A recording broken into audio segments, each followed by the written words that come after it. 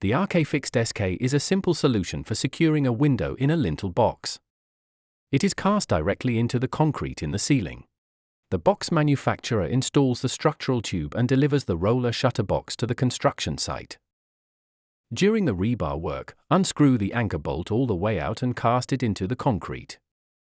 The sticker with the QR code provides the window installer with mounting instructions. Insert the connecting bolt with the bracket and tighten it. Drill a hole upward through the window frame and screw the 7.5 mm window mounting screw through the frame into the adjustable mounting plate. Secure the length adjustment, check the roller shutter function, and close the box. 1 bracket, 1 screw set in concrete, 1 simple and secure upward fastening. If the mason forgot to release the anchor screw before embedding it in concrete, it can still be anchored afterward. To do this, simply unscrew the screw.